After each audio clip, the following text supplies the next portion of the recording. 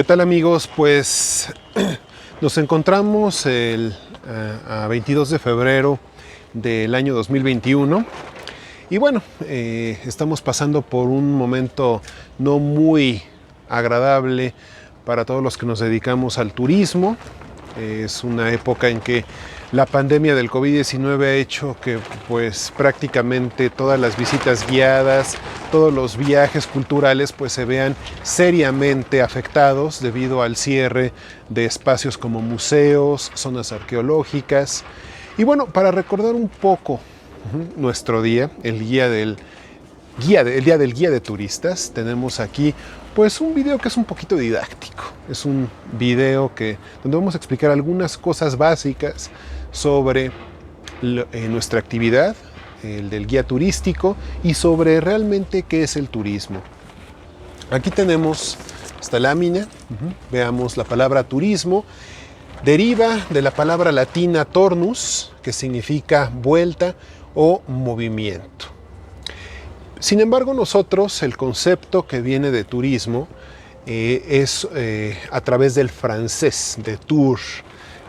Tour en francés significa gira, que a su vez tiene la connotación de una vuelta. Es decir, estamos hablando de personas que van a un lugar con la intención de volver a su ciudad de origen, a su lugar de origen.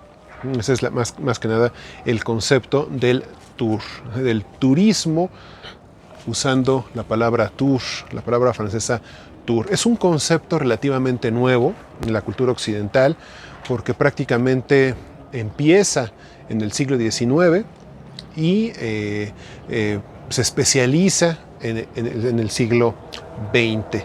Y bueno, eso es hasta la fecha. La historia del turismo es bastante interesante porque aunque el concepto que nosotros conocemos es decimonónico, realmente ha habido prácticas turísticas desde hace milenios. Antiguamente las prácticas de turismo estaban muy vinculadas a lugares de peregrinación, a lugares con una significación no precisamente cultural, sino más bien de tipo religiosa y de tipo legendaria. Es conocido, por ejemplo, que Alejandro Magno, antes de emprender la conquista del Imperio Persa en el siglo IV a.C., visitó Troya y en Troya visitó la tumba de Aquiles, porque él se consideraba un nuevo Aquiles, el gran héroe de la guerra de Troya, ese al que mata a París, disparándole una flecha en el famoso talón. Obviamente nosotros sabemos que esa tumba era falsa y es cuando empezaba lo que en la Edad Media va a ser muy común, el tráfico de reliquias, el tráfico y la falsificación de espacios sagrados o legendarios, pero es una práctica turística. También ya en el Imperio Romano, en el siglo III después de Cristo, tenemos, por ejemplo, que el emperador Adriano recorrió el Nilo, recorrió Egipto, visitando las pirámides, siendo ya emperador de Roma, y le gustaba bajarse en diferentes zonas de ruinas del antiguo Egipto, como Tebas, como Heliópolis y por supuesto las pirámides de Giza, prácticamente para gozar de su vista. Esto ya es una práctica pues, que coincide mucho con el turismo. Durante la Edad Media, las prácticas turísticas más importantes tuvieron que ver también en un sentido religioso. Las prácticas tenían que ver con las peregrinaciones a espacios sagrados. Algunas fueron tan importantes que, por ejemplo, no podemos entender la historia de la España medieval sin el Camino de Santiago. El Camino de Santiago, que formó un corredor cristiano en el norte de España, desde Francia hasta Galicia, a partir de los cuales, con los reinos de Asturias y después el Reino de León, pues van a expandirse hacia el sur en la llamada Reconquista contra los musulmanes. La vida misma de un musulmán requiere de un tour. El tour a la Meca, la peregrinación a la Meca, que por lo menos un musulmán por lo menos tiene que visitar una vez en su vida, la Meca, donde está la piedra Kaaba. Sin embargo, nuestro concepto de turismo pues básicamente es decimonónico. En México, por ejemplo, desde 1803 tenemos un primer gran turista, que es el alemán Alexander von Humboldt, que vino, visitó la Ciudad de México, la admiró, visitó puntos específicos como Taxco, visitó los prismas basálticos, entre otros muchos lugares. Eso ya es una práctica turística. Incluso desde la época colonial hay registros desde el siglo XVII de viajeros, pero su objetivo no era propiamente venir a aprender del país. Por ejemplo, tenemos a Thomas Gage en la década de 1620, en que pues viene a México como misionero.